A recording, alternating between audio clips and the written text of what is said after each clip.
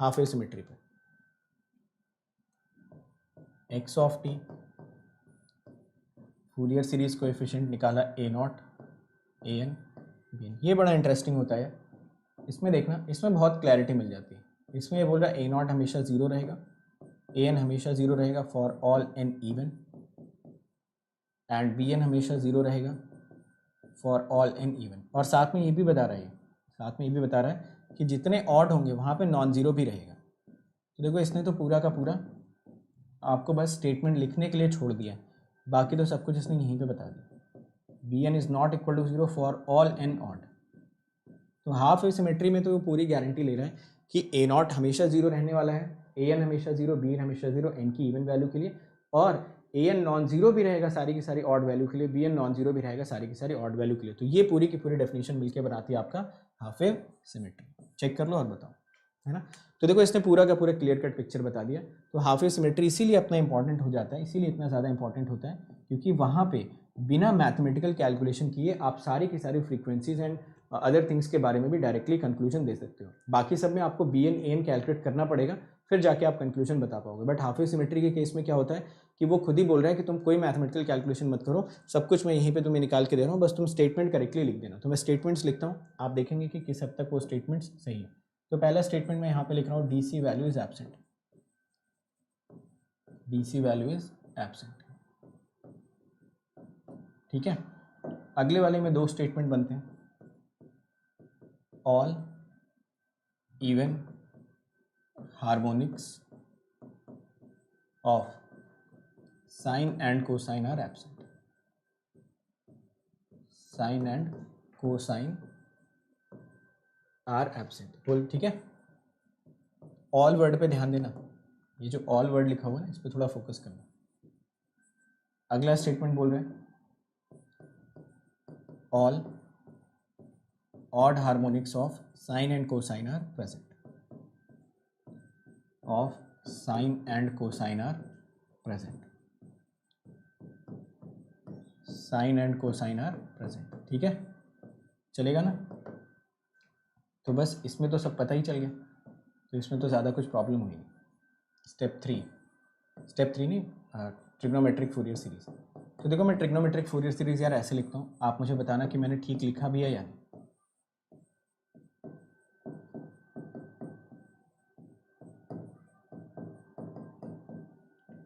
Everyone correct me if I am wrong.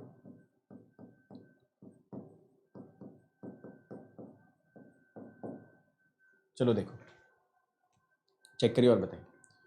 देखो ठीक है ना, ऐसे लिख सकते हो। तो मैंने ए एन बी एन लिखने के बजाय क्या करा ना, यहाँ पे तो के इक्वल टू 1 to इन्फिनिटी लगा दिया, और यहाँ पे ऑलरेडी ऑड वाले सारे के सारे कंपोनेंट्स को डाल दिया। तो मुझे पता है sine 3 omega naught T, sine 5 omega naught T, kind of this relation is given here. वैसे ही चौथे वाले पे आ जाओ, फोर्थ पे अगर आप देखोगे तो एक्स ऑफ टी में कौन कौन से हार्मोनिक्स प्रेजेंट है, अगर आप देखोगे तो आप हर कोई बता सकते हैं कि F not, 3f0, 5f0, 7f0, ये सारी फ्रीक्वेंसीज आपकी प्रेजेंट होंगी। आप बोल सकते हैं सारे के सारे odd harmonics will be present, odd harmonics will be present, ठीक है। तो ये तो बहुत इजी हो गया। तो जब भी आप एग्जाम में देखना, आप जाके नोटिस करना, जहाँ पे भी फ्रीक्वेंसी कैलकुलेशन वाले क्वेश्चंस आपसे पूछेगा या जहाँ पे भी हार्मोनिक से रिलेटेड क्वेश्चंस पूछेगा, उसकी मजबूरी है आपको हाफ वेव सिमेट्री का सिग्नल देना। मजबूरी इसलिए हाफ वेव सिमेट्री का सिग्नल देना क्योंकि अगर वो एक नंबर का सवाल आपसे पूछना चाहता है तो वो जाहिर सी बात है आपसे ए एन और बी एन की मैथमेटिकल कैलकुलेशन तो एक्सपेक्ट नहीं करेगा। तो उसकी मजबूरी है कि आपको हाफ वेव सिमेट्री देना पड़ेगा, तभी आप फ्रीक्वेंसी के बारे में श्योरिटी से कमेंट कर सकते हो, तभी आप हार्मोनिक्स के बारे में श्योरिटी से कमेंट कर सकते हो। अगर वो सिर्फ इवन देके आपको छोड़ देगा, सिर्फ ऑड देके छोड़ देगा, तो आप कोई कमेंट कर ही नहीं सकते हो ना। कर तो सकते हो, मतलब फिर ए एन बी एन की कैलकुलेशन करनी पड़ जाएगी, फिर वो एक नंबर का सवाल तो हुआ नहीं, फिर या तो वो 2 नंबर का सवाल होगा या तो फिर वो कन्वेंशनल का क्वेश्चन हो गया। तो अगर एक नंबर में आपके हार्मोनिक्स वगैरह वाले पहचानने वाले क्वेश्चन आते हैं, so it is bound to happen that they will give you half wave symmetry, क्योंकि अगर कोई दूसरा सिग्नल देते हैं so you need to calculate A N B N, so that might take lot of time and it will not qualify as a question of 1 mark. अब उसके बाद भी दे दे एक नंबर का क्वेश्चन तो बात ही अलग है, but it should not happen ideally. समझ गए ना सभी लोग, ठीक। तो देखो आई वाले तो कुछ भी कर सकते हैं ना, जब एक ही क्वेश्चन के 4 ऑप्शन हैं और चारों सही हैं, तो होने को तो ये भी हो सकता है, बट आइडियली मैंने आइडियल केस की बात करी, ठीक है। आइडियली ऐसा नहीं होना चाहिए।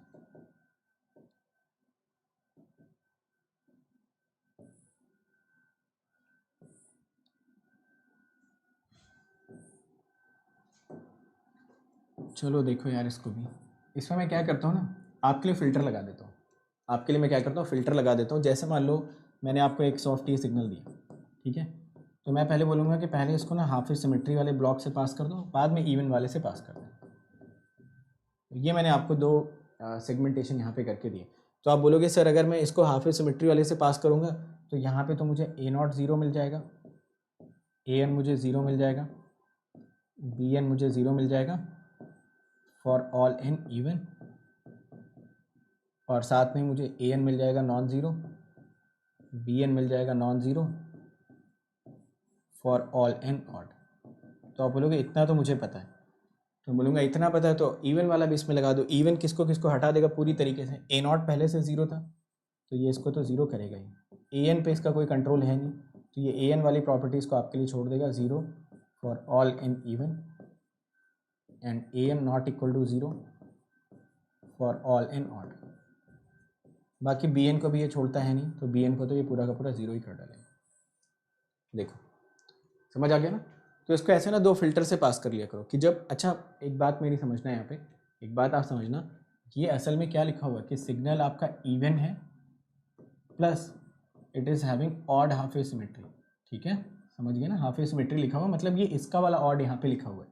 तो इतना तो समझ रहे हो, ऐसा मत समझना कि मैंने इवन हाफ ए सिमेट्री लिख दिया, ये मैंने लिखा है इवन नेचर इसका अलग एग्जिस्ट करना चाहिए और बाकी जो हाफ ए सिमेट्री वो ऑड वाली प्रेजेंट होनी चाहिए, मतलब इसको T0/2 से इधर उधर शिफ्ट करने पे माइनस का साइन आना चाहिए या एम्पलीट्यूड रिवर्सल होना चाहिए, करेक्ट, ठीक है।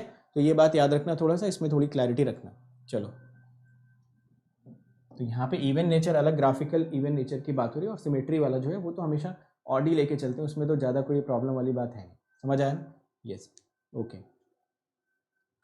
तो अब मैं क्या करता हूँ यहाँ पे, एक बार मैं वर्बली आपको बोल के कमेंट यहाँ पे समझाता हूँ, आप मुझे बताना कि कितने लोग ये कमेंट अच्छे से समझ पा रहे हैं। पहला मैं बोलता हूँ DC value will be absent, ठीक है, और साथ में भी बोल देता हूँ all harmonics of sign will be absent, ठीक। फिर उसके बाद मैं थोड़ा सा वापस आऊँगा और मैं बोलूँगा कि all even harmonics of cosine are absent, और फाइनली मैं जो स्टेटमेंट मुझे चाहिए वो मैं बोलूँगा कि only odd harmonics of cosine are present, ठीक है। चलो तो स्टेटमेंट इसका भी लिख लेते हैं।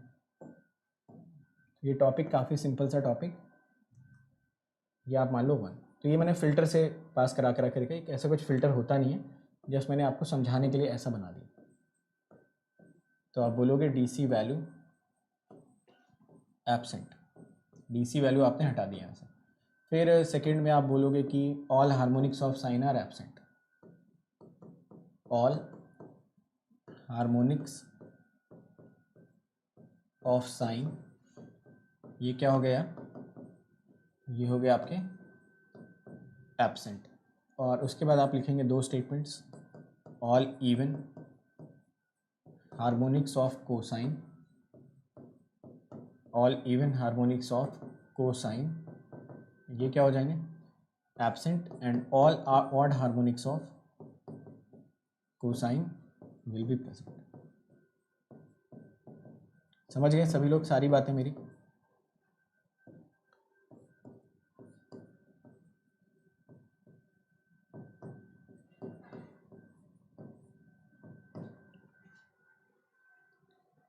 ठीक है, चलो तीसरे पे आ जाओ। अगर कोई पूछता है कि TFS लिख के दिखा दो तो उसको TFS लिख के दिखा देना, 2k - 1 cos 2k - 1 omega naught t, k को शुरू कर लेना 1 से लेके इन्फिनिटी। चौथा, कोई पूछता है फ्रीक्वेंसीज कौन कौन सी प्रेजेंट है, तो DC हमेशा बताया करो यार, ठीक है, DC हमेशा आपको बताना चाहिए, DC आपका है एब्सेंट, मतलब 0 हर्ट्ज आपका एब्सेंट होगा, और आप बताएंगे इसमें फ्रीक्वेंसीज कौन कौन सी आ जाएंगी, क्योंकि ऑड हार्मोनिक्स ऑफ कोसाइन तो आ ही रहे, तो फ्रीक्वेंसी कंट्रीब्यूशन पे ज़्यादा फर्क पड़ा नहीं अभी भी, कोसाइन वाले ने आपके ये ऑड हार्मोनिक्स में कंट्रीब्यूट करके, ठीक है। इसके पहले वाले केस में साइन और कोसाइन दोनों सेम फ्रीक्वेंसी में कंट्रीब्यूट कर रहे थे, यहाँ पे सिर्फ कोसाइन आपके ऑड हार्मोनिक्स में कंट्रीब्यूशन अपना शो कर रहा है। समझ गए ये पॉइंट, चारों स्टेटमेंट। तो अगर चारों स्टेटमेंट आप दे पा रहे हो ना तो सारे क्वेश्चन इनडायरेक्टली आप लगा ही ले रहे हो। रही बात हाफ ए सिमेट्री की, वो मैंने आपको पहले ही बता दिया हाफ ए सिमेट्री कैसे चेक करना है। तो हाफ ए सिमेट्री चेक करने का शॉर्टकट आपके पास है, 4-5 सेकंड में हाफ ए सिमेट्री चेक करना है, 4-5 सेकंड में इसमें से जजमेंट ले लेना, तो आपका आंसर विद इन 30 सेकंड टिक हो जाना चाहिए। ठीक है, चलो अगला क्वेश्चन, सॉरी अगला केस है क्या कोई? अच्छा, even plus half wave symmetry. अच्छा ये बताना, ये तो आप लोग समझ गए ना, ये चीज़ जो मैंने लिखी, ये कितने लोग समझ रहे हैं इस बात को, एक बार मुझे बता दो, ताकि मैं श्योर हो जाऊँ कि जो मैं बताना चाह रहा हूँ वो आप तक पहुँच रहा है या नहीं। तो ये एक बार आप मुझे कंफर्म कर दो, ये जो स्टेटमेंट लिखा हुआ ना, ये दिमाग में बैठ रहा है आपके ना, मतलब ट्रबल तो नहीं कर रहा आपको कि ये चीज़ कैसे लिख दी गई या फिर इसका मतलब क्या है? So I hope this is making sense for everyone, है ना? ठीक है, चलो आगे चलते हैं। अब यहाँ पे भी देख लो, यहाँ पे मैं आपकी मदद के लिए पहले लिख देता हूँ, सिग्नल ऑड होना चाहिए और हाफ वेव सिमेट्री का टाइप मुझे ऑड चाहिए, वो डिफ़ॉल्ट वहीं लिख के चल रहा होता है। यहाँ पे भी क्या करते हैं, 2 फिल्टर्स में लगा के दे देता हूँ। ये बोल रहा है कि इवन सिमेट्री भी चाहिए ग्राफ में, ऑड भी चाहिए, तो मैंने दोनों फिल्टर्स लगा दिए आपके लिए। चलिए बताइए, ये रहा आपके सामने filter, x of t, half wave symmetry, odd, तो बोलोगे a naught zero, a N B n दोनों ज़ीरो हो जाएंगे फॉर ऑल एन इवन, और यहाँ पे ए एन आपका नॉन ज़ीरो होगा, बी एन भी नॉन ज़ीरो होगा फॉर ऑल एन ऑड। फिर इसको जैसे ही आप ऑड वाले फिल्टर से पास करोगे, ये तो ए नॉट को वैसे भी ज़ीरो कर देता अगर नहीं भी होता, तो ये तो होल्ड करके रखेगा, सारे के सारे ए एन को ज़ीरो कर देगा, बट बी एन में इसको ज़्यादा खुद नहीं पता है, तो ये बोलेगा कि सारी एन की इवन वैल्यूज़ के लिए बी एन ज़ीरो होगा और ऑड वैल्यूज़ के लिए आप नॉन ज़ीरो करेंगे। ये है पूरा का पूरा पॉइंट नंबर 1। रही बात स्टेटमेंट्स की, तो इसके स्टेटमेंट्स मैं आपके ऊपर छोड़ता हूँ, ये स्टेटमेंट्स आप खुद लिखेंगे इसके। मैं बोल देता हूँ, आपका डीसी वैल्यू एब्सेंट रहेगा, all harmonics of cosine will be absent, all even harmonics of sign will be absent, all odd harmonics of sign will be present. General expression आप लिखेंगे इसका, और साथ के साथ फ्रीक्वेंसी कॉम्पोनेंट्स भी लिखेंगे। तो मैं 1-2 क्वेश्चन आपको करवाता हूँ, वो क्वेश्चन आप करिए और बस मुझे आंसर बता दो उन दोनों क्वेश्चन का, so that we can understand that कि आपको ये पॉइंट पूरा का पूरा समझ में आसानी से आ गया। ठीक है, तो मैं कुछ क्वेश्चंस आपको देता हूँ यार।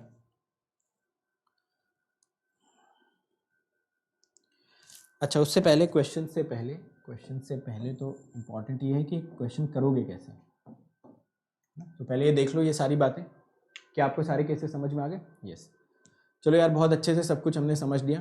तो आज की क्लास में सिमेट्री वाला ऑलमोस्ट प्रोसेस हम लोगों ने डन कर लिया। अब हमारा जो अगला काम है वो हमें ये देखना है कि हम क्वेश्चन को सॉल्व कैसे करेंगे। ठीक है, तो अगर आपके एग्जाम में क्वेश्चन आता है कि हार्मोनिक कैलकुलेशन करो, कि हार्मोनिक्स की कैलकुलेशन बताओ, या इन 4 में से कोई भी चीज़ आपसे पूछता है, तो आपका बिल्कुल थॉट प्रोसेस कैसा होना चाहिए, आप क्वेश्चन को कैसे सॉल्व करना स्टार्ट करोगे, तो वो फ्लो चार्ट में 1 बाय 1 आपको करना सिखाता हूँ। ठीक है, तो अब मैं क्या सिखाने वाला हूँ आपको, ये तो पढ़ लिया आपने ना, ये तो थ्योरी थी पूरी की पूरी, कि चलो ये 6 केसेस हम लोगों ने डिस्कस कर लिए, ये 6 केसेस के बेसिस पे हमको कमेंट देना आ गया, थ्योरेटिकल पॉइंट क्लियर हो गया। बट एग्जाम में अगर हमारे सामने क्वेश्चन आएगा तो क्या step by step process follow करेंगे ताकि एक बार में ही सही आंसर हम लोग कैलकुलेट कर पाए। तो मैं आपको स्टेप बाय स्टेप प्रोसेस समझाता हूँ। देखिए, फ्लो चार्ट अगर आपको कैलकुलेट करना है तो सबसे पहला जो स्टेप है वो आपका काफ़ी मिलता जुलता है हाफ वेव सिमेट्री वाले से। तो उसमें आपको टी नॉट आइडेंटिफाई करना है एंड इंडिकेट, या मैं लिख देता हूँ, identify T not and indicate minus T not by 2 से टी नॉट बाई 2। ठीक है यार, ये काम आपको करना ही करना है। करेक्ट, तो इस तरीके से आप आगे बढ़ेंगे। आपने ये टी नॉट आइडेंटिफाई करा। स्टेप 2 भी आप बोलोगे काफ़ी मिलता जुलता है। स्टेप 2 में calculate C naught area in 1 T naught upon T naught. तो आप बोलोगे ये तो बिल्कुल सेम तरीके से कैलकुलेशन चल रही है। आप अगर नोटिस करोगे ना तो अगली कैलकुलेशन भी मोर और लेस आपके लिए सेम है। सी नॉट आपने कैलकुलेट किया, यहाँ से 2 चीज़ें जनरेट होंगी, बट थोड़ा सा यहाँ पे डिफरेंस आ जाएगा एक चीज़ का, वो थोड़ी देर में अभी आपको समझ में आ जाएगा। तो आपने सी नॉट यहाँ पे चेक करा, यहाँ पे आप गए जब सी नॉट 0 था, तो आपने यहाँ पे लिखा चेक HWS इन XT, ये आपने चेक किया। उसके बाद अगर XT में HWS होगा या तो नहीं होगा,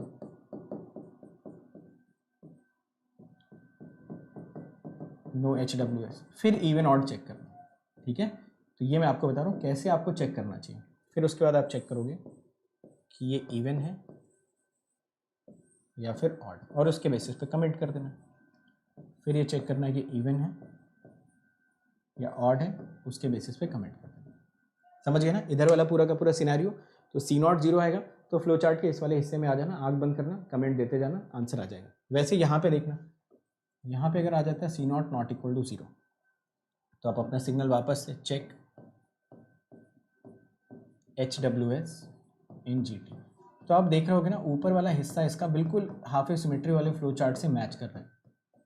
करना भी चाहिए क्योंकि हमेशा सिग्नल में होता क्या है ना कि पहले हम हाफ वेव सिमेट्री चेक करते हैं। अगर हाफ वेव सिमेट्री चेक कर लिया आपने फिर हम इवन ऑड वाले नेचर पे जाना चाहते हैं, क्योंकि हमारा पर्पस यही होता है कि हम हाफ वेव सिमेट्री आइडेंटिफाई करके कम से कम फ्रीक्वेंसीज की कैलकुलेशन को फिक्स कर पाएँ। तो हमारा जनरल थॉट प्रोसेस यही होता है। तो चलो देखो, अब यहाँ पे मैं आप सभी लोगों से एक क्वेश्चन पूछूंगा ये फ्लो चार्ट खत्म होने के बाद, और मैं देखूंगा कि कितने लोग वो क्वेश्चन का आंसर करेक्टली कर पा रहे हैं। तो अगर आप लोग उस क्वेश्चन का आंसर करेक्टली कर पाते हो तो मैं समझ जाऊंगा कि आपसे फिर ये क्वेश्चन कभी गलत होगा ही नहीं। नो HWS, ठीक है। फिर आप इसमें चेक कर लेना इवन है या ऑड, इसमें चेक कर लेंगे कि ये इवन है या फिर ये ऑड है। चलिए पहले तो एक बार ये देख लो, बिल्कुल सिंपल सा फ्लो चार्ट है, बिल्कुल सिंपलिस्टिक फ्लो चार्ट है। आप बस देखते जाओ, C0 आप निकालोगे 0 आ गया है, इधर आ जाना, HWS XT में चेक करना, XT में हाफ वेव सिमेट्री होगी तो इवन नेचर और उसका ऑड नेचर चेक कर लेना, और अगर यहाँ पे X ऑफ T में कोई हाफ वेव सिमेट्री नहीं होगी तो उसका इवन और ऑड नेचर तब भी चेक करना, क्योंकि इवन ऑड के बेसिस पे कम से कम हार्मोनिक्स का कमेंट तो दिया ही जा सकता है। वैसे इधर आप चले आना। चलो ये दोनों चीज़ें आपने चेक कर ली। अब आप एक बात मुझे ये बताना, ध्यान से समझना मेरी बात को, अगर आपने ये GT की कैलकुलेशन की, बाय द वे समझिएगा इस पॉइंट को, GT की कैलकुलेशन की और GT आ गया हाफ वेव सिमेट्री, GT आ गया हाफ वेव सिमेट्री, तो GT में कौन कौन से हार्मोनिक्स प्रेजेंट होंगे? सारे odd harmonics, F0 3 F0 5 F0 and so on. ठीक, ये पॉइंट तो सबको क्लियर है। तो GT में फ्रीक्वेंसी की कैलकुलेशन पे कभी भी कोई फर्क नहीं पड़ेगा। तो GT की कैलकुलेशन आपने कर ली। अब जरा GT और XT में रिलेशन देखो, क्या यहाँ पे XT is nothing but GT plus minus C0 दिख रहा है सबको? समझो इस बात को और आंसर करो मेरे क्वेश्चन का कि XT और GT में क्या DC वैल्यू के ही ऊपर नीचे जाने का फर्क है या नहीं? मतलब अगर मैं GT का ग्राफ लूँ तो मैं उसको कुछ ऊपर या नीचे शिफ्ट करके XT तक पहुँच सकता हूँ, या अगर मैं XT का ग्राफ लूँ तो मैं उसको ऊपर या नीचे शिफ्ट करके GT तक पहुँच सकता हूँ। करेक्ट? यस। इसका मतलब अगर आपने GT में हार्मोनिक्स की कैलकुलेशन कर ली तो क्या वही हार्मोनिक्स XT में भी प्रेजेंट होंगे या नहीं? चलो बोलो, अब क्वेश्चन मैंने अपना फ्रेम कर दिया। The harmonics present in GT and XT will always be same no matter what.